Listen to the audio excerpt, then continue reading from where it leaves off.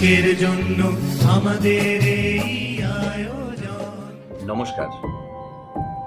একটা কঠিন সময়ের মধ্যে দিয়ে আমরা সবাই চলেছি, কিন্তু থিয়েটার কোনোদিন থেমে থাকেনি, থেমে থাকে না।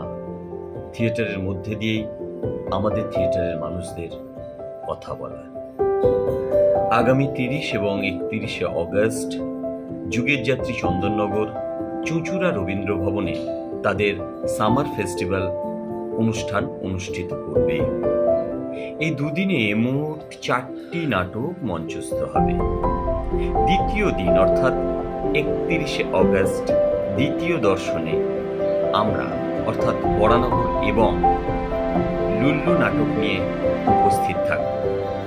এই দুদিন আপনারা আসুন, থিয়েটারের মঞ্চে ভরিয়ে তুলুন